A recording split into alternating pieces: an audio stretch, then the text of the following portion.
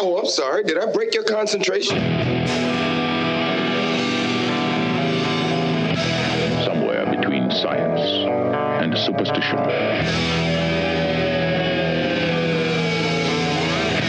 We have such sights to show you.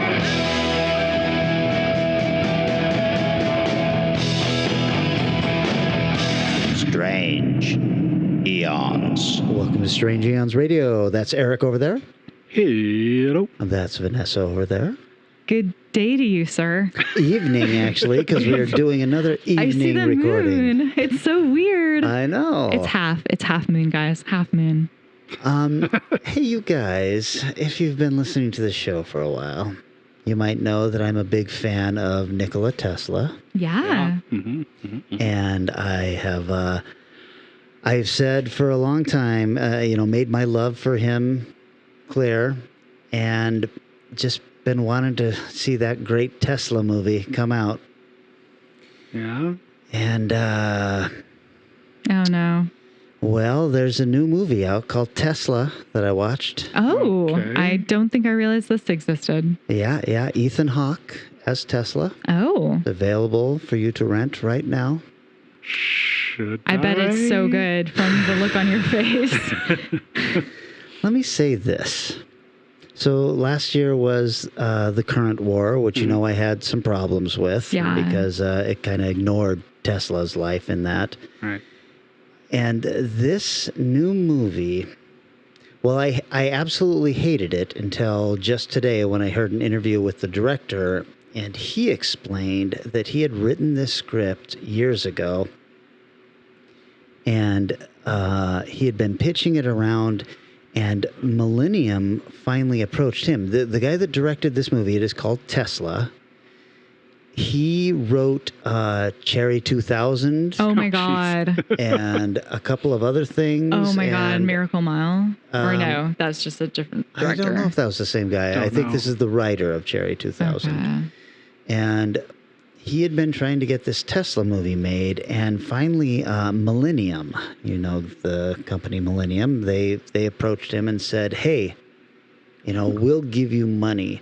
But the way he explained it in this podcast that I was listening to was probably not the way you want to explain anything. He said, I don't think they really cared about my script. They had Ethan Hawke available.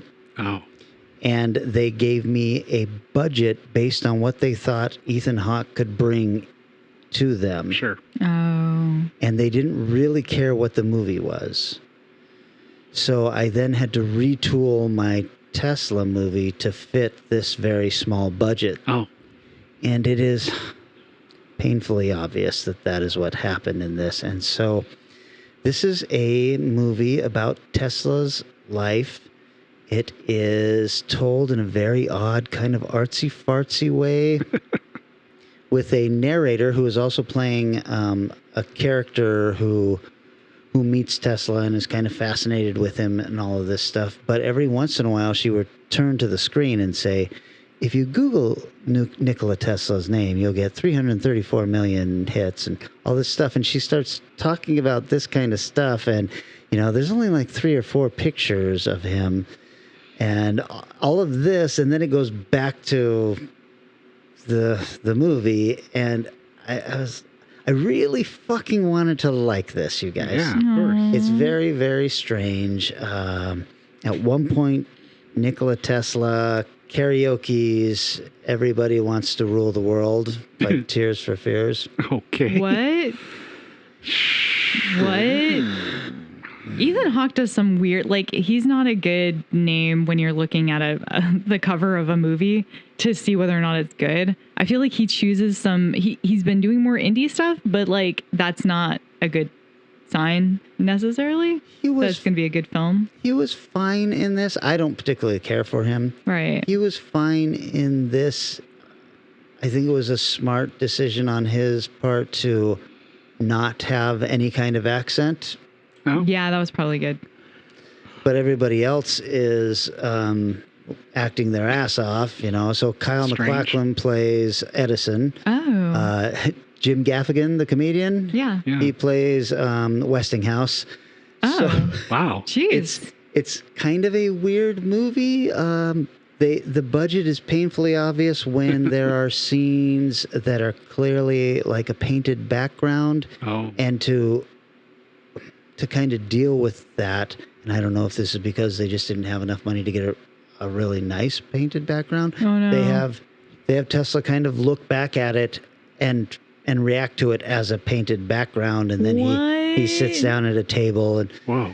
so I was like, I came to the conclusion that Nikola Tesla is such a unusual and unknowable enigma that maybe making a film of his life is just not going to ever work. Well, I hear I know a pretty damn good scriptwriter who knows a lot about Tesla. Yeah. What an interesting situation. I tackled this too, and then I dropped out at about 50 pages in because I just didn't know what to do with it. And if I were to do it now, I would pick a moment in his life. Right. You know, he had a lot of ups and downs, and I would pick one of those ups and just make the film about that, because his life was just so strange. And it's a frustrating and sad story, you know, and maybe that's part of the reason that it doesn't translate well to film. But for whatever reason, I was so excited about this, and the poster for it looks amazing. I mean, it's this very neon colored picture. It's a profile of Ethan Hawke, and he looks like Tesla, and then this great script that just says Tesla underneath it. And I was like, fuck yeah, I have been waiting for this bad boy. And then I watched it just kind of scratching my head the whole time. That's too bad, man. I don't know that I've seen that many good biopics in general. I think it's pretty hard to contain somebody's life into a small amount of time without just either overstretching or like underdeveloping, or I don't know. I think the better ones are what you said right there. The ones that they're not trying to tell the entire story of their life. A moment. They tell a time. Yeah, I think so too. I don't know. I was disappointed. That sucks. Oh man, I'm sorry. I was hoping you were gonna say, you guys, it was so good. You know what? Your mileage may vary. I do know that some people have thrown up reviews for it, and they fucking loved it. It sounds like one of those things, sort of like if you buy into the weirdness that's going on, you might really enjoy it instead of it being distracting. Yeah, it lost me when he went and karaoke'd. Come for Tesla, stay for the karaoke. What? Is it because they were trying to because was he on the spectrum, I believe? Oh, yes. Okay, yeah. So was it trying to give a viewpoint of the way he saw the world? Probably the narrator, though, is this young girl who keeps, a scene would pop up. There's a scene where he and Edison are eating ice cream and talking to each other, and then Tesla, basically jams his ice cream in Edison's face and storms off. And then the girl, the scene stops and the girl pops on. She goes, it probably didn't go down quite like this. And, she kind of explains the stuff. And I'm like, I appreciate that there was some. Well, after hearing the interview with the guy, I was like, oh boy, now I'm feeling sad for him. The interviewer asked him, well, were you satisfied with the film afterwards? And he gave this answer, that was, I'm never satisfied with one of my films. Yeah. So that made me wonder, but I don't know. It was just an odd film. Disappointing if you're a fan of the man. The problem is Tesla is such an odd individual that if you were to actually tell his life story, he'd probably be a very unlikable lead character. Yeah. If he were alive right now, we'd medicate him and try to, he'd never have any of the amazing ideas he had because we'd put him on medication and calm him down. He was a little nutty, and he had all sorts of tics that made him fascinating to the rich and the elite because he was so odd, but probably wouldn't fly in society today. Yeah. And, I don't know. I think that's why I love him is because he was such a weirdo and because he had these amazing ideas. But I don't know that translates well. And maybe that's why the only good Tesla performance has been David Bowie playing him in The Prestige. Oh, sure. And maybe it took someone who was as much of an alien as he was to play him. Right. That makes sense. So. Cool. Yeah. Well, on the opposite end of that, I watched literally one episode of Warrior Nun on Netflix. Is it one and done, or is it? I might watch more. It considering the premise in the trailer, it's much better than it has any right to be. It's not good, but it is super entertaining. I wasn't sure where you're going with this because I watched one episode also, and I was like, I'm not sure. I mean, that was a while ago. I haven't gone back to it yet. I thought it was like super entertaining considering like I was like, oh, okay, like, and now this happened. That's fucking crazy. And then like some bad acting and some bad story and then something else fun. And I was like, well, I could watch this in the background, you know? Were you like me where about 10 minutes in where they suddenly reveal that everything that's happening is happening in present day? You were a bit surprised because I don't think I thought it was medieval times or something, and then somebody pulled out a cell phone. And... Right. I don't think I was surprised, but I don't know what I was expecting. I mean, I didn't expect her to like wander around like clubbing and stuff in like Europe. Odd. That was interesting. I mean, I don't know. I guess I just put my expectations to the side and was like, oh, okay, cool, I guess. I cannot wait for your further reviews. Yes, I'm sure I will watch many more episodes. You have now been assigned to watch more. I guess so. I guess I'll have to do it. What about you, Eric? Have you come across anything interesting? I've got an interesting one here that I wrote down. You know, I've been watching that the Al Adamson box set I've talked about a bit. I got to the one that from '71 that I was kind of looking forward to. One of probably his most famous film, Dracula versus Frankenstein. Yeah. I wrote what I guess you would call a review here, which I shall read off. Oh. It features Dracula, Frankenstein, Forrest J. Ackerman, bikers, an axe murderer, a musical number, hippies, protests, bad trips, colorful ponchos, carnivals, strange musical interludes on the beach, puppies, and the final film appearances for both Lon Chaney Jr. and John Carroll Nash. Huh. It's a unique film. Whoa. Did you like it? It was, yeah. Oh. In that kind of total insanity, I mean, it's not a good movie by any stretch. No.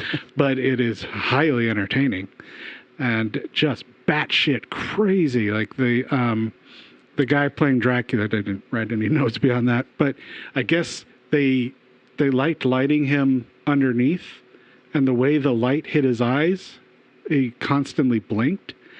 And he told Adams, like, I am blinking way too much. You need to adjust this eye. And Adams basically said, we'll fix it in post. Which, of course, they didn't do anything with it. So watching the guy, he's like, blink, blink, blink, blink. This poor guy. But, yeah, the Frankenstein is a weird design. The Dracula's fine. He does all right. But, man, it is just, 71, drugs were very prevalent in this film. But definitely worth watching. Oh, cool. Very cool. Well, Vanessa. Yes. Went on to, I think it was Tubi or Pluto TV. Sure. And I watched The Eyes of Laura Mars. Oh my gosh, you did? Yes, I did. Whoa! What'd you think? I loved it.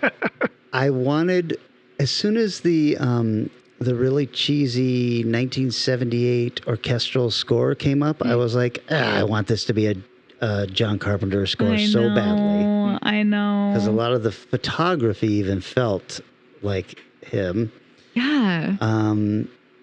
I thought, well, you hated the ending because of the reveal of who the killer is. Yes. I mean, I'm going to spoil this 50-year-old film or 40-year-old film and say that it's the cop. Yes. But it actually kind of makes sense because she's seeing through the eyes of the killer, right? Yeah. And he shows her the crime scene photography.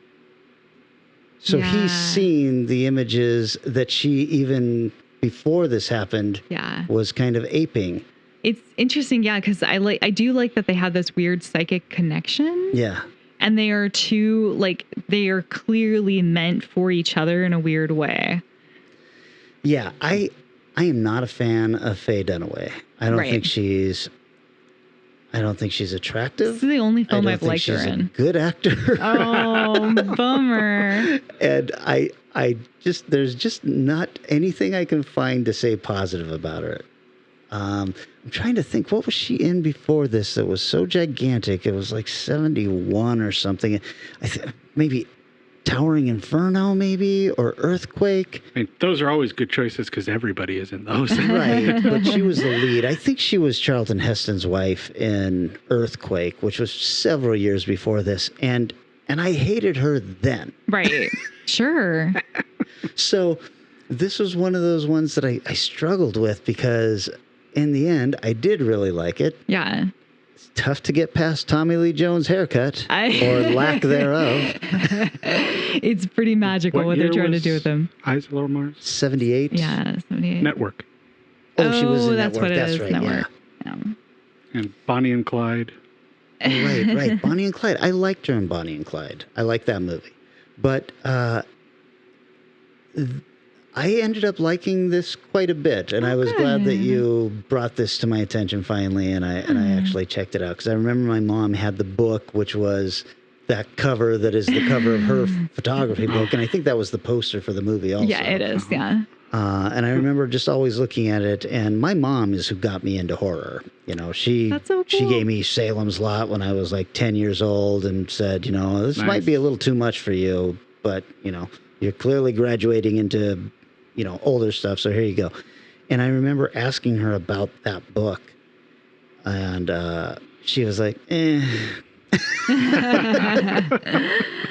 That's kind of funny because it wasn't quite the same, but it was support of my mom that led me to kind of like horror a little bit more too. Because in the fourth grades, I don't know how old that would be, I picked up and did a book report on Cujo. Oh. And my fourth grade teacher did the letter home to mom about that because of the content. And my mom basically came to bat and said, he just read a massive novel in the fourth grade. I don't care what the content is. If he liked it and it worked, great. Keep reading. Yeah, so I was like, that is cool. More Stephen King. That is a cool mom response right there. She looked at that book report and said, nope, nothing wrong here. Then she read the book and it scared the shit out of her because she said she pictured me as the kid the whole time. So she's like, I didn't like that book at all. I also pictured you as a kid when I read it. Interesting. Now I know if I read it. It's going to be Eric. It's going to be Eric. Kind of Little photo Eric. of myself. Yeah. You know, I'm really glad that you took time to check that out, and I'm glad that you dug it. Like, it was a surprise for me, and I did feel it was weirdly Carpenter-esque, even though it was not John Carpenter. It still had like some really distinct Carpenter feels to it. So I felt like that too, and I was just thinking, you know, this requires a Carpenter sting instead of the weird orchestral flourish. It was like, but what it really needed was, yeah, it was so like 70s in all the right and wrong ways. Nice. Speaking of Carpenter stings, Eric. Yes. So when we record these, we talk about them, and then when you edit them, you put in the trailers for the film. Right. So I did Maximum Overdrive. Yes. Weird trailer, man. I listened to the trailer for the first time when I was listening to the episode, and I thought, oh, that's interesting. For the trailer music, they took music from Christine, which John Carpenter did. Oh, so there's these weird stings from Christine throughout the trailer. And, you know, a much better Stephen King movie. Yes. Yeah. And that was not Use the what you music at all. got. Yeah. Yeah, it's a weird one. He sort of did the Alfred Hitchcock thing where he's talking through the trailer and stuff. It's very after you bizarre. did that, I had to watch it, and it's so uncomfortable. He's this is back when he had the eye, before he had his eye corrected. So he's like, "Hi, I'm Stephen King." That's what happened. I always wondered about that. I mean, it like in a polite, I'm not going to ask anyone way. Right. Right, of course. Yes. Well, I finally got around to a film that I've been meaning to watch for a very, very, very long time. Poltergeist 2. Ooh. Which I'd never seen before. So I've seen Poltergeist and I've seen Poltergeist 3, but never 2. Oh, okay. Poltergeist 2, The Other Side. It was good. It is pretty good. It is pretty good. It has like everybody back in it except for I didn't realize the death toll these movies have. It's one of the good ones for that. Yeah. The daughter had passed. She'd been murdered. Yeah. That's right. She was murdered by an ex-boyfriend. Yeah, right? it was so weird. And then like I didn't realize the little girl. I was talking to a friend of mine and I was like, yeah, like I wonder, she must have like. I wonder what her career was like and her life was like later, And like there was an awkward silence. And I was like, what? Died during the filming of Poltergeist 3, wasn't it? Yeah. They I had to didn't do realize it that was weird during. replacement stuff at times. Yeah, because the director was just like, that's it. I mean, everybody in the cast loved her so much, and the director did too. He was like, we can't make this movie. And whoever it was, Universal or whatever, said, oh, you're finishing this movie. How shitty is that? That's a large so portion of why it's really not very good. Right. Yeah. But two's got some creepy fucking scenes. Well, I didn't realize H.R. Geiger. I wasn't sure if it did the Geiger, first. Giger depends Giger, on. yeah, Geiger. I didn't realize he'd done like a bunch of designs for it, and so like when the cult leader comes out of Coach's mouth. Oh, right. And like is being regurgitated and like the worm and all that. I like that you refer to him as Coach. Oh, yeah. Expect more of that today. Oh, no. He's will always be Coach to me. I can't help it. That's fair. That's what he is in my heart. But yeah, no, it was. I actually didn't mind the third one at all. I enjoyed a lot of the special effects that they did for it, and same with this one. I was like. And like the creepy, like all these people died with this man underground. Yeah, this was, if I remember correctly. I mean, when you talk about Poltergeist, everybody's like, yeah, Indian burial ground. But this is the actual. Yeah, this is actual when that is Indian. introduced. Yeah, you've got Chief from One Flew Over the Cuckoo's Nest as the main Native American like guy who shows up to help them out. Right. He's huge, that man. He's so tall. But yeah, he kind of comes and you have a lot of the Native American spiritualism and like this form of religion versus that form of religion. And it's definitely pretty fascinating. Can we talk about something that's always bothered me about the end of Poltergeist? The original, the first one? So we know that, you moved the headstones, but you didn't move the bodies, right? Right. They built these houses on the cemetery, correct? Mm-hmm. Yeah. Has any of you been on a construction site, seen a house being built, know anything about the footing of a house and how deep down goes that pretty goes? Damn deep. A lot deeper than a coffin's buried. A coffin would be buried. Also, these guys start popping up in a pool. Yeah. So they were weird. buried underneath the pool even? Yeah. The pool was like shallow pool only, I guess. Maybe erosion. I have two answers. A, potentially erosion, because, it's California and dirt moves. B, cheap 80s quick suburb builds. Houses like build really mobile quick. home versions of just really down. Crappy houses. They didn't make a good foundation. I call bullshit. I'm doing my best. Yeah, I mean, that whole film, the ending has always been very strange to me, but... Great movie. I love it. So until good. You think about it. So good. Yeah, just don't think about it for too long. Yeah. Let's see. Oh, filling in some weird holes. Sure. Critters 1 and 2. Oh my God. You haven't seen those? No, I thought I had. Another one that I kind of thought I had. I've seen some of Critters. Because, who hasn't seen the shotgun scene in the first one? Sure. Because that's in every 80s movie montage documentary or something. Didn't remember anything about 1, so I don't think I'd seen it. And I certainly didn't remember 2, so I know I haven't seen that. So I'll see how it continues. Oh. You're gonna continue? Yeah, yeah. Wow. I hear it gets bad. Wow. You know how sometimes when you're on altering substances and you might order something online that you might not normally get? I ordered the Scream Factory box set of Critters 1 through 4. Oh my God.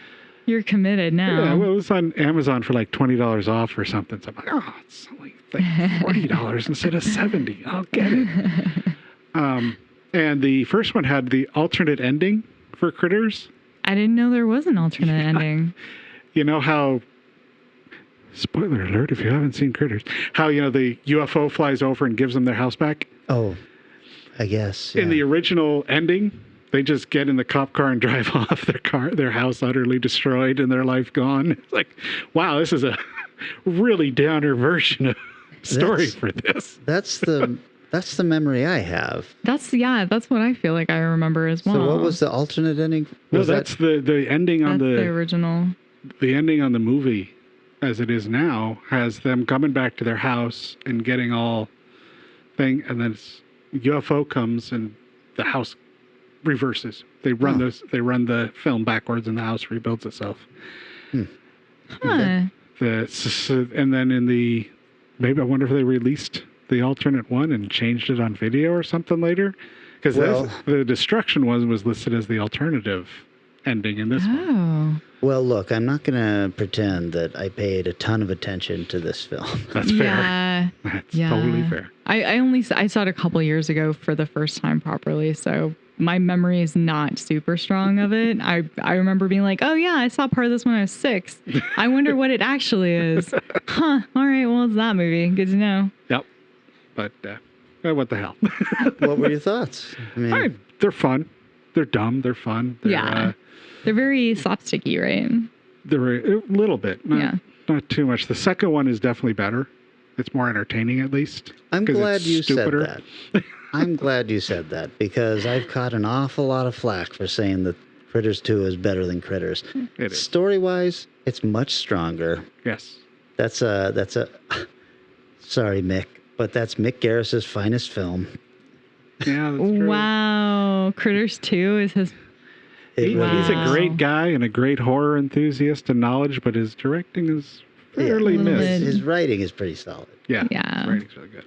But I actually like Critters 2 quite a bit. Mm-hmm. Yeah, the giant mound of hamburgers that they use they start to go to the giant mound of hamburgers, and then the wind shifts, so they start to go for people, but the giant critter says, no, hamburgers, no bones. And of stupid course, shit like that. Critters 2 is when they all gather together into a gigantic ball of critters. Yes. Oh my God. Huh. Yeah, it's maybe I dumb should and watch fun. that to see if that's the one I saw when I was 6, because I was not having any good, oh yeah, that's how, anyway. That sounds incredible. I will say that the 1 and 2 are the high point of that franchise. Yeah, I've heard that. You're doing yourself a favor if you quit now. That we'll see. You listen with the commentary on. It's like a special. Oh, there you go. Yeah, there you go. That'll get you this through is why this movie sucks. Yeah, maybe, if they're ballsy commentators. Well, anything else, guys, or should we... No, I think I'm good. ready to dig right in. Oh, boy. Okay, we're going to take a little break, and we're going to be right back with our picks for Secret Society.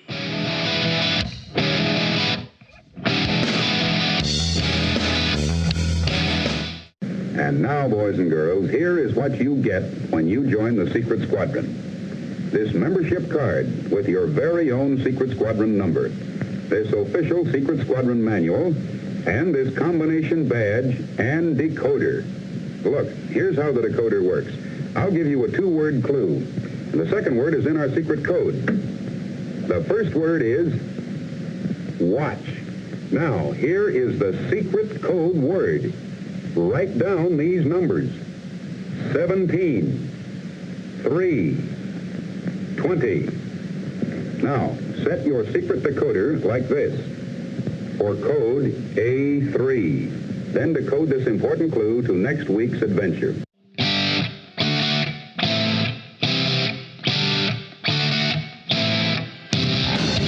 And we're back. Eric, this was your genre Yes. pick, so you get to go first. That's all righty. We'll start with my pick then. That's Funny how how the game that is works. played. Oh my God. All righty. So there aren't a whole lot of films I think are really deep into this secret society ones, unless you get really abstract about it. But I had this one in mind from the beginning, so I was fine. I was going to say, it was really hard. This week was pretty tough. Did you guys think so? Wow. I didn't. I felt like I had I went through a bunch of options. I had a huge list, and most of them were way too popular or like a bit more cult than, I don't know. I can't wait to hear what everybody's chosen. Well, I went with 1983's Star Chamber, or excuse me, The Star Chamber. They are the most powerful members of our community.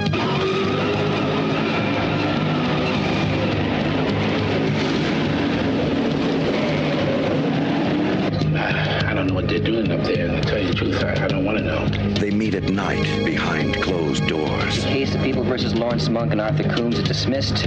Defendants are hereby released. They have a shattering secret. And right now you're pure. Once you hear what I'm going to say, you'll lose that. Forever. The answer is in here somewhere. It always is. You think they're just going to sit around and let you blow them away? Do you? They can't. Somebody is trying to kill you. If you'd listen to me, you'd find out the reasons. Because I'm gonna expose all of it. A secret that will affect us all. This is very important. Who are these guys? I don't want to give them to you. Because I swear to God, I didn't know what was going down.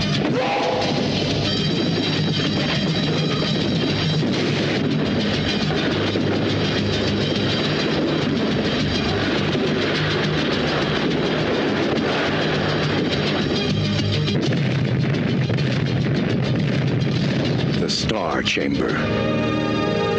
On August 5th, you'll know who they really are. Man, I've never heard of this. I remember liking this, but I don't know if that means it's good or not. Yeah, it was one I'm okay that I watched again, but I kind of wish I hadn't watched again at the same okay. time. The Rotten Tomatoes rating is, I think, honestly, the critics are a little high at 71. Okay. The audience is a little low at 41. Oh. I'd probably put it somewhere in the 60s. But it was a $8 million budget with a $5 million box office.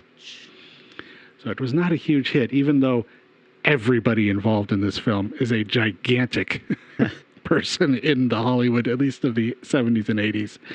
It's directed by Peter Hyams, who directed Time Cop, Outland, 2010, Capricorn 1, The Presidio. Oh. Just all kinds of shit. Time Cop, Van Damme's best film, I think. That's not a high bar. When it's my next pick, we'll do Van Damme movies. So we'll I see. Written by Roderick Taylor, who wrote Witchblade, the TV show Otherworld, and Gator. The Burt Reynolds Gator? I believe so, yes. Do you remember Otherworld? No, not really. And Peter Hyams also was involved in the screenplay. Starred Michael Douglas of Green Eggs and Ham fame and One Night at McCool's. That Michael Douglas. That's right. Hal Holbrook, who's in Sons of Anarchy, The Firm, and every other goddamn movie made in the 80s. And Yafet Koto, who is an Alien, Homicide, Live and Let Die. And boy, any character actor from the 80s. I mean, everybody in this movie is a recognizable 80s face. Cops to the criminals to most of the judges. But so the basic idea of the storyline is disgusted with criminals escaping the judicial system via technicalities. An idealistic young judge investigates an alternative method for punishing the guilty. Ooh. Is it a Star Chamber? Yeah. That's the one. I was just curious. It opens actually with a fairly well done foot chase. It's a pretty good, solid foot chase with a great jump off a little area into the garbage that works really nice. It actually was very well done, except for the moment of sped up film where try to make people look like they're running faster than they are. I hate that. Luckily, it doesn't work. One shot. Luckily, oh my just God. one. It was like, oh. It's funny you should mention this because I think this is the only scene I can remember from this movie. Oh, the opening? Yeah, it's the chase. Yep. I didn't realize that was the opening. Yeah. Yeah. The basics of the story are very much reactionary to technicalities in the law. Great performances by all, though. I mean, everybody in this movie is really good, doing what they do very well with some wonderful subtle work and even stuff that goes over the top, but still works mostly. Never really seems to go too far. Opening guy is accused of, I mean, they just paint these people. These are the lowest of the low that get away on the technicalities. Like the guy that was in the foot chase was accused of stealing people who just had cashed their welfare checks, and he was stealing and either killing them or hurting them badly, and got away on a technicality, which was honestly really messed up, but fascinatingly, bizarrely described, where the police, he dumped something in the garbage can, and the police knew they couldn't look in the garbage can because that was considered his personal property still or something. So they waited for the garbage truck to come along, and he dumped the garbage in there, and the lawyer's like, was there any other garbage in the back of the garbage can? Had the scoop been run yet? So it had been mingled with the others. So it was so that was the technicality. That it was still, so it's like, oh, wow, that's okay. Wow, what a stretch. Sucks. But, and then torn from the headlines of QAnon, oh, God. the main character, the main storyline is a couple of guys get arrested for killing a child. And the background is that these same people are involved in kidnapping child porn rings. Like, well, all right, so you're really going to make these guys as hateable as you can. So that'll do it. We'll feel very good about hurting them later. Then, of course, these guys that had gotten caught were released on another technicality. I don't remember what it was. It wasn't. I thought that for some reason I thought that garbage can one was just, what a fascinating idea to write into a technicality. That's a weird one, but this one was more like the legal thing hadn't caught up, and they really didn't have these tickets that you pulled them over for, so you can't pull them over. Whatever. But Sharon Gless is in this as well, who's fairly known actress. You'd recognize her. This was her first film, I guess. And unfortunately, it is very much an 80s wife. She is entirely there as a sounding board for Michael Douglas to complain to. Oh, that sucks. Yeah, but her first scene seemed like it was going to be something else. It was really a neat scene where she draws the shit out of him and makes him talk, and it's done really well. But for the rest of the time, she barely talks. She's in a lot of it, but she doesn't talk much. So, Look, right. It was a different time, Vanessa. When women didn't say anything on screen. In your place. Pow! Kelly's on the floor. None of that Judy Garland shit in here. Get that out. Well, anyway, so the father of the murdered child shows up and gets upset and, tries to shoot the guys. So, of course, he immediately gets in trouble. And all this is building up for Michael Douglas's character to get more annoyed and more pissed off and want to do something about it. Then they do a nice job of building. This is the good part of the film. They're building his character where he's an idealist. He's a relatively young judge, and he's idealistic still in the law, but he's turning against that and has the older judge kind of in the corner of his ear saying something every once in a while that leads him to wonder, well, what is he talking about? What's the other thing that we may be able to do? And there's a great scene where after the father is arrested for the shooting, Douglas goes and visits him in jail. And boy, he just drills in on the guilt for letting the guys go. And it's, like I said, the acting is all really solid in this. So it's like, geez, man, you're going to destroy this poor guy. Eventually he gets to the point where he's like, well, I've got a revenge, but I don't really know what to do. And of course he goes to the other older judge and said, what the hell are you guys doing? And, well, it's the Star Chamber. I don't actually know if they ever actually say the Star Chamber. I don't think they do. But sounds vaguely sexual. It does. It does. It sounds like some weird sex room thing. Tom Cruise movie all of a sudden. The Star Chamber is a group of judges who sit in judgment and bring cases that if they've come before them that have gotten off on technicalities, and they present this to this group of 9 judges, and the 9 judges decide if they're going to kill them or not. Find them guilty, and then they hire a hitman to kill the person who they let go. So, they're not really nice judges. No, that sounds very illegal. The film is full of actually really good dialogue, which is weird because I look back at the writers and go, I don't remember any of these movies being particularly cracking dialogue, but there's a fun little scene with the detective and his boss going back and forth about how the detective hasn't taken a break or slept for a while. And it's just good, fun interactions. So that helps the movie a lot. Immediately after his first Star Chamber section, Douglas is kind of like, well, maybe I shouldn't have done this. I don't know if I'm really built for this. But another child ends up murdered. So he immediately goes, these are the 2 guys who did it. This is where the movie starts to fall apart, unfortunately. Oh, no. Because, spoiler alert, on this 1983 film, they catch the guys who really did it. Because they catch a car thief who ripped off this particular van one night, gave it to the people who are the actual killers, and then returned it from where he stole it. So the owners of the van never knew the van had been taken.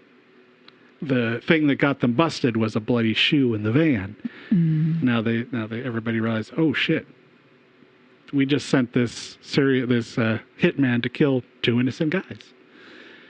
Well, not innocent. Well, though, yeah, they're right? not. Yeah, They're not clean, but they're innocent of that. If I remember, that was the thing where he was talking to somebody, probably Hal Holbrook, and Hal Holbrook saying, "Well, look, they deserve it anyway," and that's where he stumbles. There's a little bit of that, yeah, but it's more. It's actually a little bit more of I'm saving my own ass than it is a higher thing. The judges kind of basically, well, we put something in motion. These people don't know who we are. We don't know who they are, so we really can't do anything about it. Right. So okay. You're kind of screwed. So then it kind of becomes an action movie. He finds out where these guys hide out, and he goes to get them, and for some reason he's going up these stairs. This warehouse apparently had like 9 floors to it.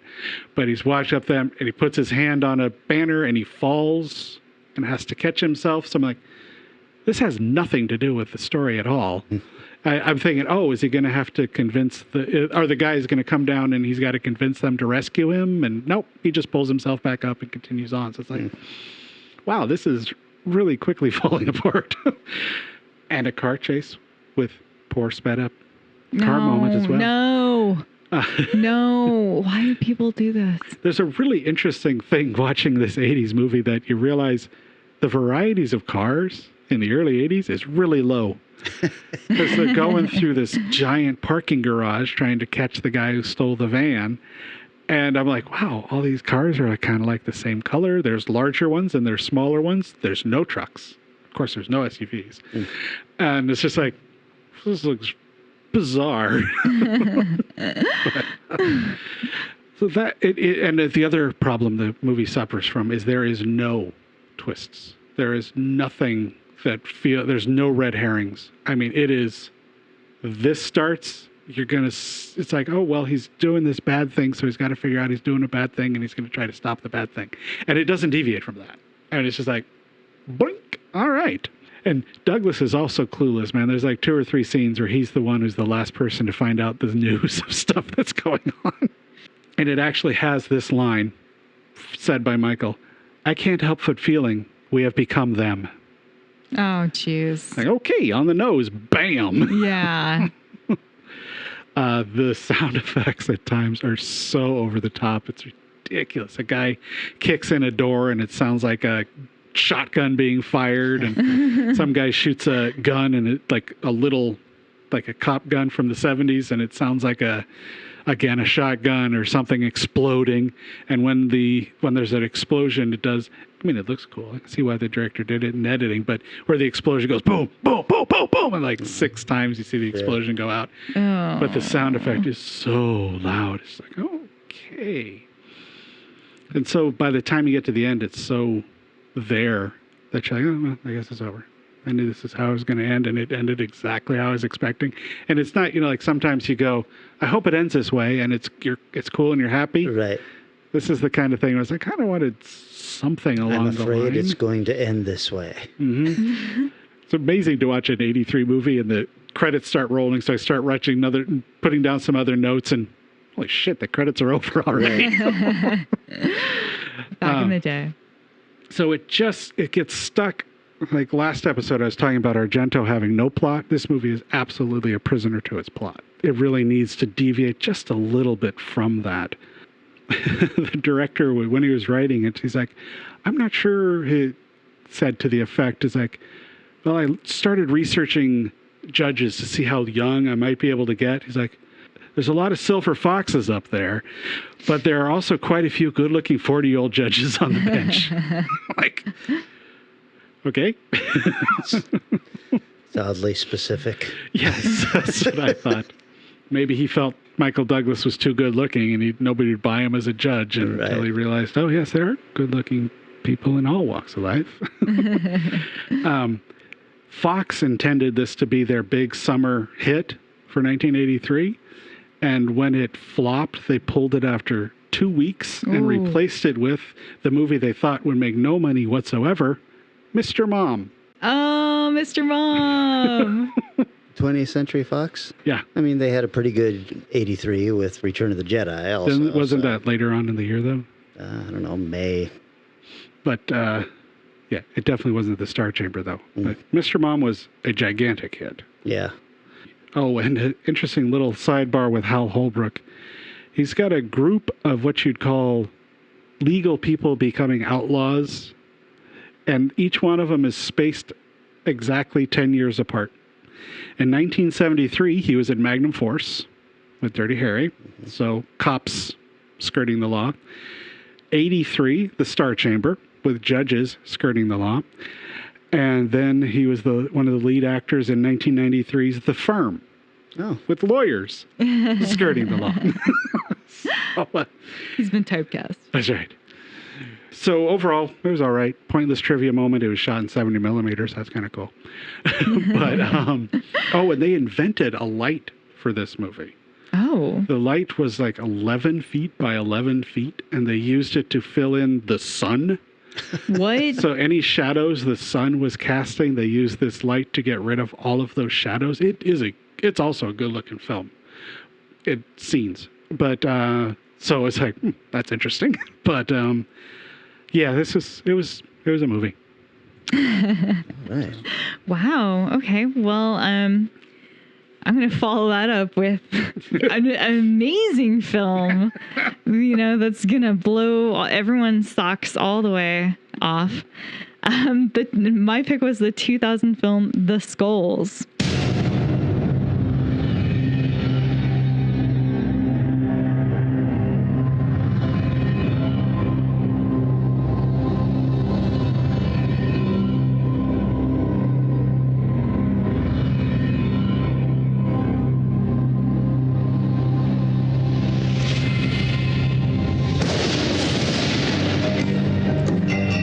Place where tomorrow's leaders are groomed. Where did Mr. McNamara learn to row?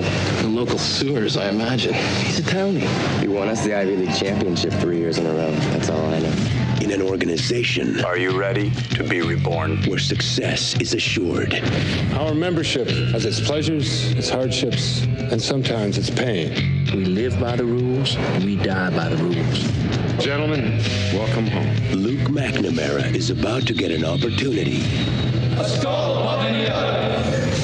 He's only dreamed of. Booyah! Senator, it's a pleasure to meet you. What do you think of all this? To be honest, it's all a little bit overwhelming. But if a secret society can give you everything you desire, This is your pre-acceptance to the law school of your choice.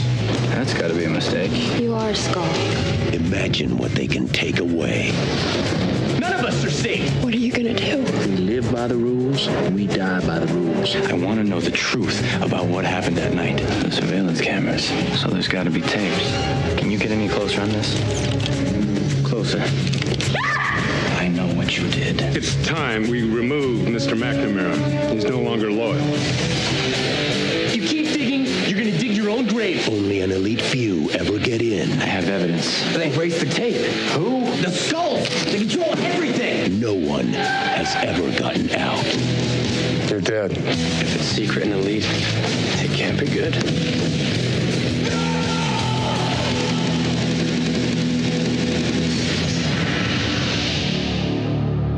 Would you like your life back, Luke? I am so glad you picked this. And let me tell you why. Yes, please. Because this was my original pick. Oh, really? And I watched 40 minutes of it, and I was like, I had no recollection that this film was so horrible. Because I saw this in the theater. Oh, Me my too. God. I haven't seen it since, so I still remember liking it. You know, it's okay. So that being said, Rotten Tomatoes, 9% critics. Whoa. And 43% audience. So yeah, this is not a well-loved movie, but the budget was $15 million and the box office was 50.8. Which would explain why there are 2 sequels to it. Yeah. At least 2 sequels. I think, yeah, there's at least 2. I don't know if there's a 4th one or not, but yeah, like it did very well. I guess a lot of people wanted to see it even though they hated it. So there's that. Man, I'm glad you saw some of this. So, and you've seen it in some kind of saw it in the capacity. theater quite a while. You know, come on, Joshua Jackson. Yeah. You had to see that after Dawson's Creek, man. It was mid-Joshua. Not just Joshua, though. I was shocked to see... Why am I blanking on his name? From the Fast and the Furious. Oh, Paul Walker. Paul Walker is Paul Walker is the second lead. Yeah, kind of. Yeah. So yeah, let me just jump right in. So this is directed by Robert Cohen, who had done Fast and Furious, shockingly, Dragonheart, The Mummy, Tomb of Dragon Emperor, and he actually had started his career. Fun fact: directing Harvard admissions recruiting films. Oh. Yeah, so this really was right up his alley. You're saying he knows the truth. The Skulls little documentary. Yes, and he actually fluctuates a lot between directing and producing. So he has done a ton of. He did a lot of 1980s producing, like big hits like Miami Vice, Witches of Eastwick, The Wiz, Fast and Furious. There's now what he's doing. But yeah, so he kind of fluctuates between the two things. I did like his IMDb. It says currently on location in Sofia, Bulgaria, shooting his next film, Hurricane Heist. Oh. I was like, you guys really are on top of your IMDbs. Really. 5 years ago? I think so. Wow. Man, COVID really got you. The writer, though, also fascinatingly, he has only done 9 films. This guy named John Pogue, including Rollerball, The Quiet Ones, Skulls 2, Skulls 3, and Ghost Ship. I'm assuming this is the remake of Rollerball. I think so. Yeah. I assume so. Unless he's much older than me. No. But he is a Yale graduate where he was part of a secret society. So 2 people in the know, they know what the fuck is up. Mm-hmm. Yeah. This came out when did this come out again? It was in 2000. Bush in the office was supposed to be a big part of this. You got the whole thing here, man. Based on that whole Skull and Bones thing that he was part of. Exactly. Yeah. It stars Joshua Jackson as Luke McNamara. You may remember him obviously as being Pacey in Dawson's Creek. He was also Charlie in the Mighty Ducks movies, all 1 through 3, and he was film class guy number 1 in Scream 2. So, strong career. Paul Walker as Caleb Mandrake, who's kind of like the rich kid who has it all in this film. He had an interesting career. He did a lot of bit roles, like in Charles in Charge, he was in an episode, at Who's the Boss, Touched by an Angel. And then he did 23 episodes as Brandon Collins in Young and the Restless. And then blew up with Tammy and the T-Rex. I was gonna say, don't forget that one. Yes. That stellar classic. Really went for it. Caleb Mandrake. It's a great name. Although it's very annoying that his name is Mandrake and Joshua Jackson is McNamara. Oh. And they mostly go by their last names throughout this. Sure. It's like, oh my God. Sadly, of course, Paul Walker passed away in 2013 in a tragic car accident. We also have Hill Harper, who plays Will Beckford, who's Joshua Jackson's original best friend, bestie number one, roommate, and newspaper dude. He is currently Dr. Marcus Andrews in The Good Doctor, and he did 197 episodes of CSI New York. Oh. He's big TV guy. He's done a ton of TV roles. I didn't know CSI New York went that long. Oh, it's like apparently been going forever. And then Leslie Bibb, who's the beautiful blonde girl, as Chloe, was not given a last name in the credits. So there you go. Chloe, no last name. Currently playing American Housewife as Viv. She's just done a lot of small stuff, but 13 episodes of The Big Easy in 1997. So there you go. She's just done a lot of TV, and it feels like she's kind of one of those people who shows up in a TV series and then murders it by existing, because almost all the TV things she's done have been like half a season to a season worth of content before the show went under. So a little bit of a death to your anyway. And then you get quite a few other random cool people. We've got Steve Harris from The Rock and Quarantine, who is playing the cop. William Peterson is in this. Nice. Craig T. Nelson is the main bad guy. Again, Coach. I will mostly refer to him as Coach. Don't worry about anything else. And I loved him, by the way, if anyone else has out there seen 103 episodes of Parenthood, as Zeke Braverman. No one else but me has. Shocking. I remember the movie. That was another one I didn't realize it'd be. Yeah, it's been turned into a TV show. Mm-hmm. It's super good. And also the voice of Mr. Incredible. And then you have Christopher McDonald in it as well, who's been in 210 projects. You would recognize him if you saw him. It's also Daryl and Thelma and Louise. So taglines for this film: a secret society so powerful it can give you everything you desire at a price. Getting in is easy. That's how everything works. You ruined it, Eric. I was midway through my second. Yeah, shut up, man. Getting in is easy. Getting out is killer. And if a secret society can give you everything you desire, imagine what they can take away. So, we are following Luke McNamara, Pacey. Very much Pacey. Joshua Jackson playing a kid who's basically nobody on the track to being somebody. He's super smart. He grew up on the streets, a bit of an orphan sort of situation. His mom had died when he was young. His father's God knows who. He wants to be a lawyer. He's totally got everything going for him. He's the star athlete of his rowing team. Basically already gotten accepted into Harvard Law School. He just can't afford it.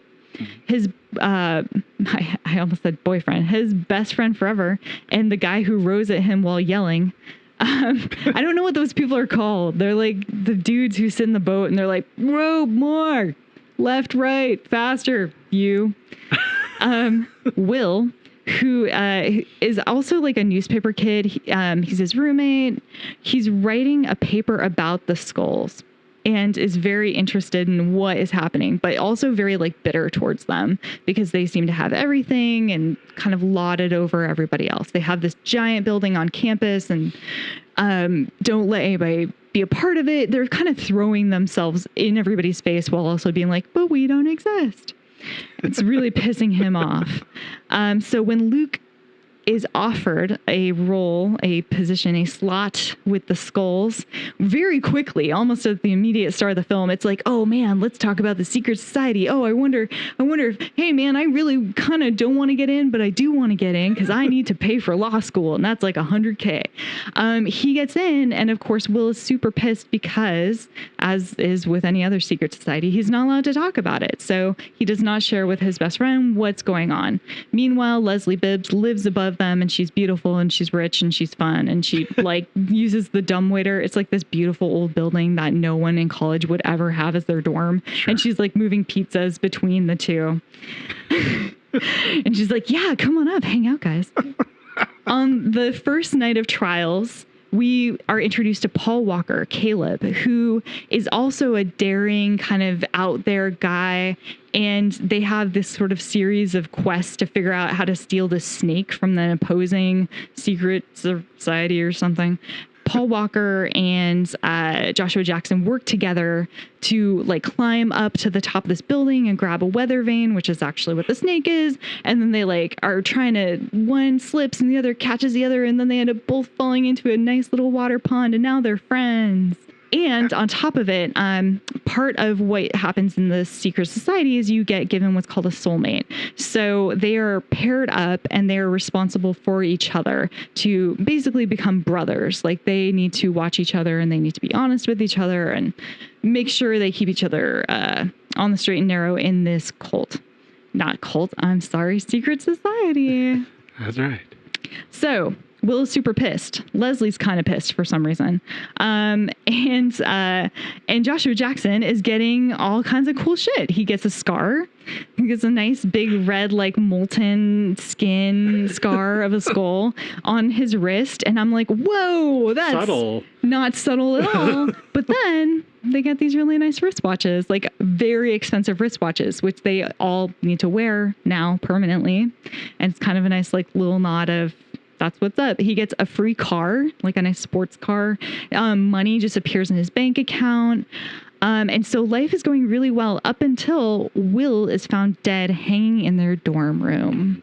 Dun, dun, dun. Detective. This is when I bowed out. I was like, I've had enough of this. That's fair. That is super fair. This is when it starts to get really special. Oh boy, this is when it starts to get really special? You quit too soon. You did. You should have followed through. Remember, I saw this in the theater. That's true. Yeah. But I have zero recollection of anything. Well, let me take you on a journey, sir. So, Detective Sparrow, who's on the case, immediately starts to suspect that Joshua Jackson might somehow be involved. McNamara really wants to know what happened to his BFF. He's just like, what the fuck? Like, he wasn't suicidal. He was, in fact, like, we had an argument. He was full of life, anger, life. So why on earth would he have gone and hung himself? And he wants to start digging into it. And it turns out that while they're cleaning out the stuff in his room the next day, a part of the bookshelf falls forward and all this paperwork that Will had assembled on the secret society falls out, including the book, the rule book of the skull and skulls. So he knows, and it's his soulmate's, Paul Walker's, book. So he knows that somehow they're probably tied. He goes and asks him, hey, bro, what the fuck, bro? And he's like, yeah, bro, no, sorry, bro. It was a total accident, bro.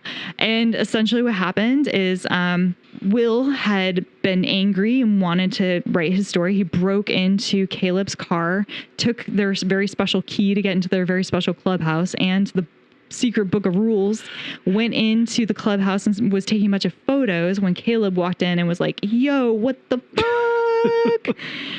Get into a tussle. Will basically is like, yeah, no, I'm not giving you anything back. And through an accident ends up breaking his neck. It's a big cement room. He falls off something. Caleb tries to hold him and not drop him, but ends up losing his grip and kid falls, breaks his neck. End of story, right? Like, so of course calls his dad. Dad figures out a way to make sure this does not get back to the skulls.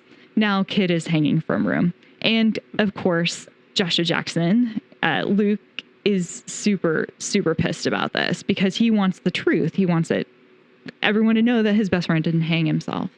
So now we kind of begin war against, and there's a whole theme of like war. And when aren't we in peace times? No, you're always in a war with somebody. So he decides to kind of take this on further. I'm not entirely sure why, but he's like, no, like I need to really uncover this. And he discovers there's little cameras everywhere. So he has this dude followed, the security guy followed, who's like secreting away these tapes, these video camera tapes every single day. It's going in the secret room.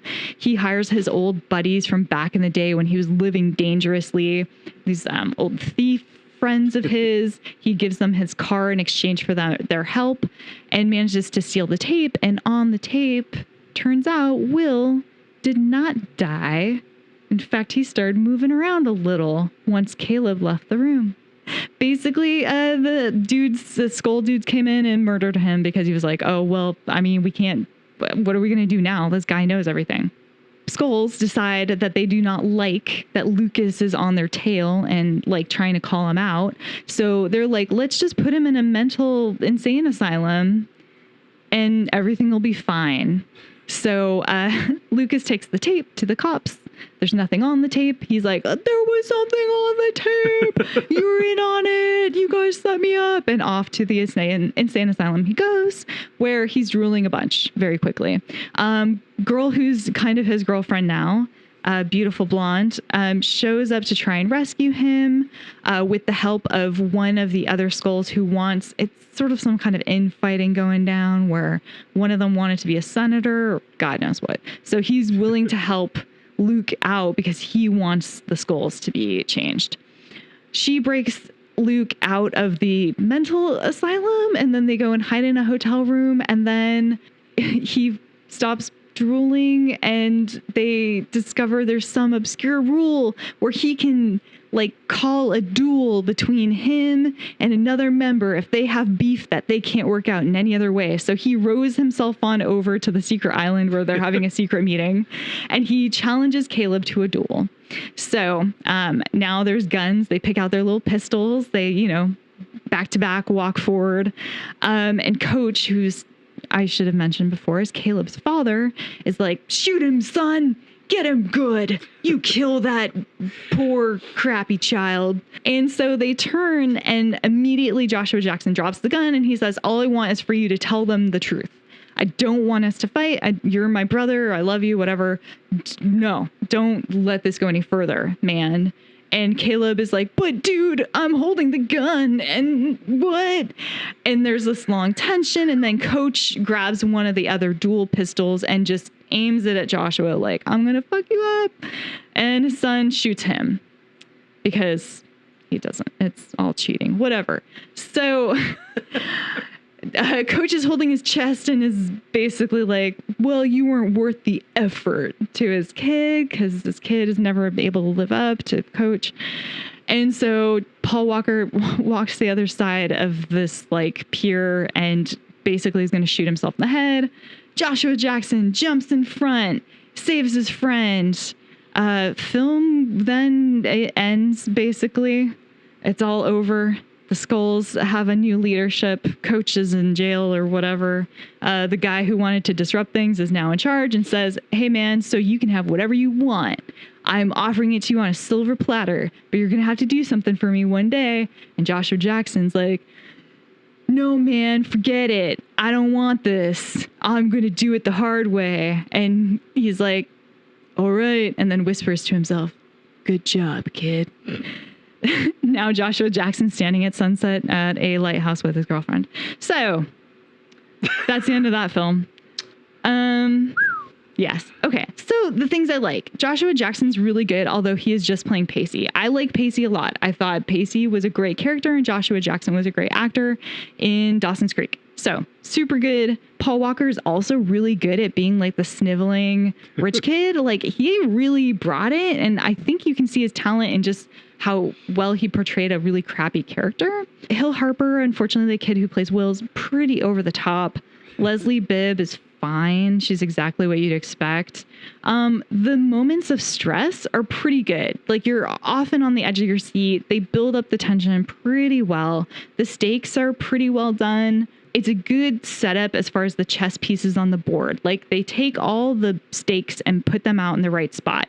It's just that you know how there's like really nice chess pieces, like hand carved by like monks in the Appalachians, and then there's like cheapo plastic chess piece. Like this is like the SpongeBob SquarePants edition of chess. That's the problem. It's got like tonally, like things are really set up well. It's just that unfortunately it's a bad concept. So the things I don't like about this, there are just weird story moments, choices that make no sense, motivations that are super messy. Why does the detective erase the tape? We don't know. Why does the coach hate Luke? We don't know. Why does Luke keep digging into the case after Will after getting the answer? We don't really know. Why an insane asylum? We're not sure. Why is Leslie mad at various points? No idea. Bad dialogue. The plot is just super cheesy. And the thing I kind of really, really hated was there's this party when they all get their like secret society like necklaces or whatever. And they're like, all right, boys, now here's your special extra, and all these beautiful women enter and they each are assigned a guy, and they go up to their arm and they're like, I know everything about you. Let's go basically have sex. It just was weird and cringy in a 90s way that I hope is forgotten soon. Yeah, so that's that film. Was it everything you dreamed, Kelly? Yeah, as soon as the kid had hung himself, I was like, why am I still watching this? This is not going to be my pick, and I don't want to know what happens. I don't remember anything. Yeah. And it's clear why I don't remember anything, because this is a very unmemorable movie. Yep. So I'm so glad that you chose it. It was funny how quickly you were like, yeah, you should choose The Skulls. That sounds like a great movie. Like, I didn't hate it. My mom and my sister watched it with me and they loved it. You're kidding me. They loved it. They were like, we cannot wait to listen to this episode. I was like, oh. I think this can fall into what we were talking about last episode. Yeah, where it's enjoyable. An enjoyable film. If you're not a film person, occasionally snob like we can be, you might just go with it, enjoy it, and eat it like a Snickers bar and be done with it when it's done. Yeah, that's what it felt like. It felt like one of those 90s like kind of thriller suspense movies that had some kind of conspiracy plot going on, and it's fine. It's fine. It doesn't have Ashley Judd in it, but we do our best. Your mom falls firmly into the 9% camp. Thinks this is a good movie. Well, that was the critics. I think it was like a high, 41 or something. 40-some percent, 43% audience.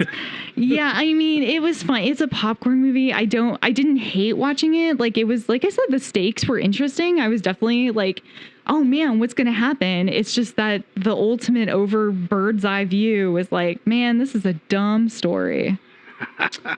Well, you guys, I win this round because you guys oh, no, we're doing this again. You guys picked dumb movies. Yeah. But I picked the king of dumb movies. I picked from 2006, The Covenant.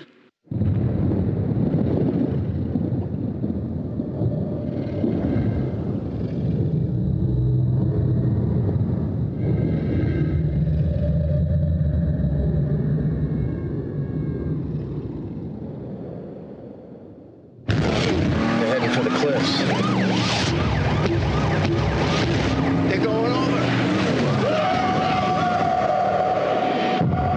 That's a 1,000-foot drop.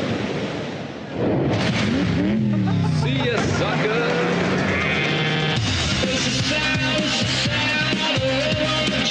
They're here. Who are they? Don't know much about them, but I intend to find out. Sarah, this is Caleb Danvers. They are the descendants of a secret legacy. Come on, Caleb. It's not like it's gonna kill us. Yeah. Granted a world of untold power. Look at that.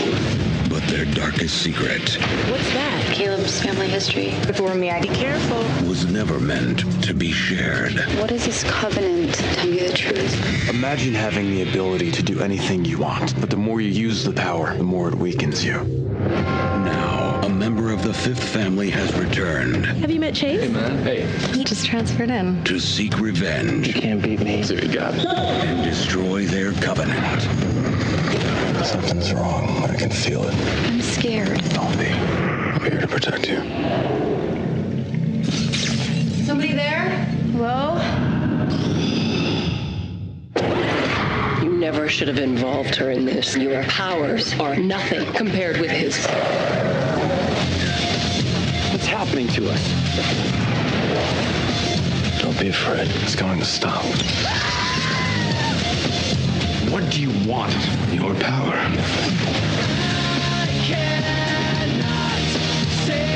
He's using her against all of us.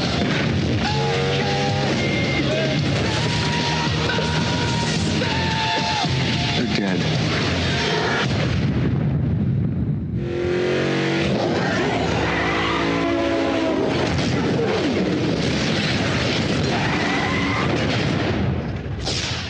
Anybody? I don't know. You'd know. I haven't seen it, but I remember. Does it have Arnold Schwarzenegger in it? Oh, no. Okay. But I All right. haven't seen it. This had a budget of $20 million, a worldwide box office of $38 million. Oh, okay.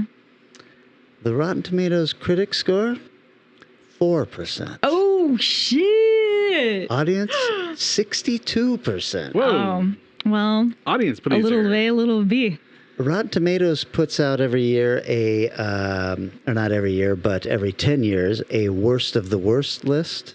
For the worst of the worst list from 2000 to 2009, this landed firmly at number 31 of the entire decade. The number 31 worst film. Directed by Rennie Harlin. Oh, shit. Who directed Deep Blue Sea, Die Hard 2, one version of Exorcist: The Beginning. Yeah. Ooh. Some of those films aren't bad. No, I love Deep Blue Sea. Yeah. And his first film's great, but Rennie I thought Die Harlan's Hard like 2 is okay. the opposite of Mike Flanagan for me, where I kind of like Flanagan, and I don't entirely know why. I can't stand Rennie Harlan, and I don't really know why, even though I like some of his films, like Cliffhanger and Prison. But yeah, he just good. bugs me for some reason. I should have picked Rennie Harlan as my auteur last. Yeah, you missed out. This I'll was do written another by J.S. Cardone, who is the king of writing horror remakes, I guess. He did the Prom Night remake. He did the Stepfather remake. He also did a movie that I really liked called The Forsaken, which was about vampires chasing after a guy, and they were in a '69 Charger. And for some reason, it had a drive-in aesthetic that I really liked. That sounds kind of cool. Yeah, it's fine.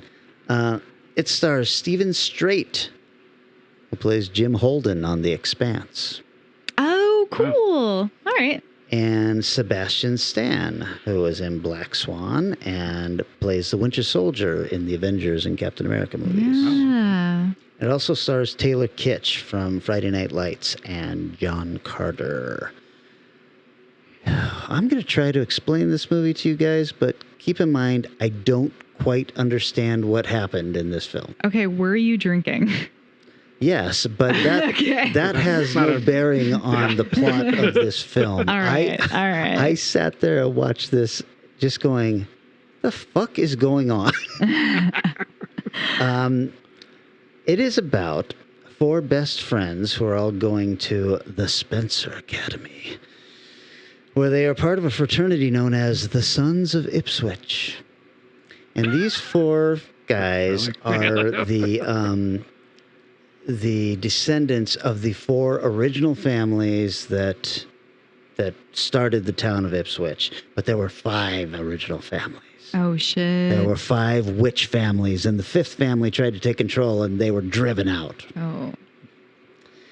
Well, these guys are the baddest boys on the campus, and you can tell because the music is always bad rocker when they show up. Beautiful. Yes. Eric has just pulled up the poster for the Covenant. Oh, that's such a poster of its time there. Yeah. Oh, no. They are ridiculously handsome. Sure. And they have a healthy pinch of assholism. But that's not all they share. They are also warlocks from the same coven. Oh, wait. So there's magic. Oh, I didn't tell you that they were part of the families, the original witch families. Yeah, but I thought they were just like, Oh, no. There's magic. Okay. Fine. They're descendants from the original 5 families that colonized Ipswich. And then a new boy arrives, and it's clear he is from the lost 5th family. Remember, they drove out the 5th family? Well, this guy shows up. He's got powers, and he's making things rough for them. And it turns out that he is there, I think, to kill them and take their powers. Oh. All right. Okay, guy. So the outsider new guy's the bad guy? Yeah. Okay. I mean, they're all kind of shitty people, so it's hard. I mean, when he shows up originally, I'm like, oh yeah, new kid in town. He's going to clean up town. Then it turns out that he's there to take their powers, and that's bad. But I was like, is it? I mean, he's an asshole too, but you want 4 assholes or you just want 1 asshole? I mean, I'm okay with 1. Me too. That's how I was thinking too. This fucking movie is a goddamn mess, you guys. Why did we choose this? Why, Eric? Why? I loved this movie. I watched this and laughed and laughed and laughed. Every single line of dialogue is exposition. Oh, Jesus. And it's because you can't tell what's going on in the film. So they're telling each other what is going on in the film. Yeah. They're explaining to each other why they are doing these things that they should all know because they're best friends and they're from the same coven. And there's just no possible way they could have shown this to us in the film without having them all talk to each other about it. Oh, God, it's so good. This fucking writer, man, J.S. Cardone, he puts the B in subtle. I was complaining about Rennie Harlan earlier, but he's a better director than that, man. I mean, he should know better than that. There are a lot of spiders in this movie, so that's cool and creepy. Including one that bursts out of like a pimple on this girl's face, and then juicy. A bunch of them come out. And Scary Stories stole it. Yes, so there's because one of the kids has spiders as his familiars, I guess. Mm-hmm. There's a lot of floating and casting of spells. Beautiful. And a lot of the Craft ripoffs. There's the scene with the feet dragging along the ground. There's all of that stuff going on. Is this because Harry Potter was a thing? It's funny you should mention that because I was like, what book was this? Yeah. Right? This is not based on anything.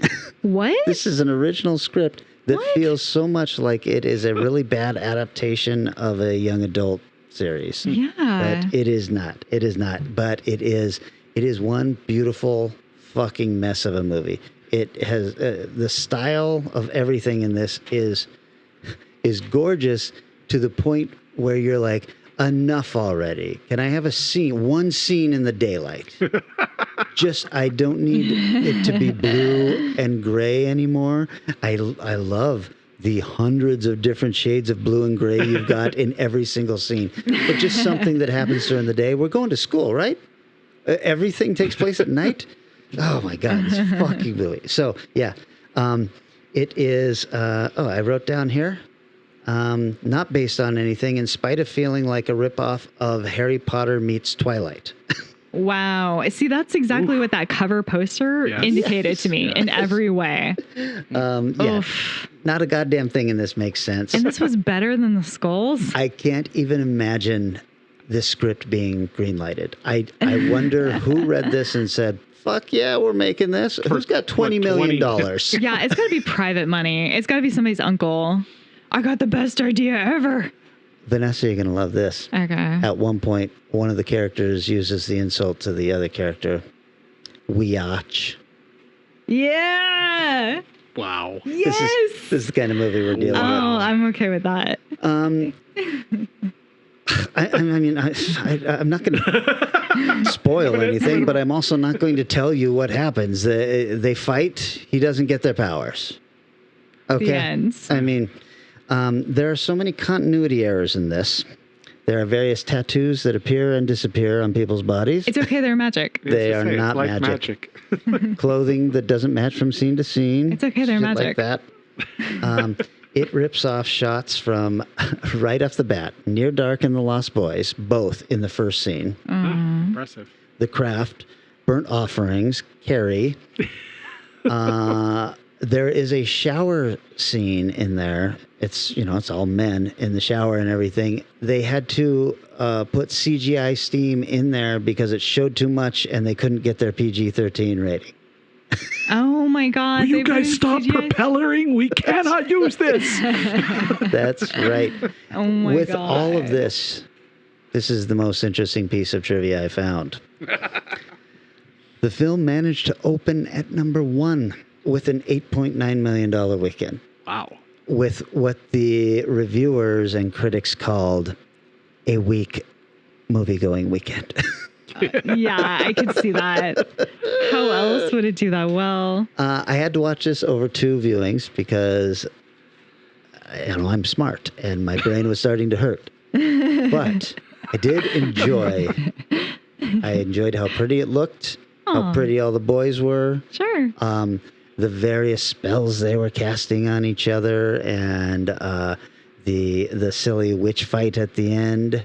I don't know. Is it a warlock fight? I guess they're warlocks. I don't really know the rules. I think witch is kind of Weotch. I think weotches can be male or female, right? It's gender neutral. So you can have a witch king, right? Yeah. So, all right. So I don't know. It sounds like something I would have seen already on like the CW. This is a CW movie. Yeah. It sounds so much like it. It sounds so painful. What I can't understand is these kids are at this hoity-toity academy. They're constantly hanging out. They are, getting together for their little coven meetings and all this stuff. All somehow under, I watching this and I'm like, oh, it's a witch school, right? It's Harry Potter. No. Just these 4 kids sneaking around, skulking about, and doing all this stuff. Meanwhile, they're interacting with the dean all the time, who's just a big fan of them, of these good kids and all this stuff. Oh my God. There's stupid, crazy party scenes going on where the cops break in and then chase the kids in a car and they float their car up above the cops and shit like this. I was just watching this going, fuck, this movie is dumb. I mean, the actors sound like super fun, watchable people. Oh, I mean, every one of these guys are super handsome young. I mean, this is from, 13 years ago? So if you can imagine Sebastian Stan, who's the Winter Soldier, as a young boy, he's actually the bad kid. He's the new kid who moves in. And Taylor Kitsch, is ridiculously handsome. I watched Friday Night Lights. I love that TV show. Yeah. He's one of the main. If you had listened at all, you would have heard me mention Friday Night Lights. Mm-hmm. But you didn't watch it. I did, so I had to add that in. Yeah, but guess what? I saw your boyfriend with CGI steam covering his. I'm okay with that. I saw him in the big theater with Mars movie or whatever. I did too. That was a good movie, actually. It's far better than people thought. Didn't deserve the reviews it got. John Carter. Oh. You wouldn't know that it had anything to do with Mars based on the title. Right, yeah. Unless they use the damn title of the freaking book. Oh, you mean John Carter of Mars? Yeah. I remember that title. I mean, I don't think it's fair that you win by watching the worst or the best.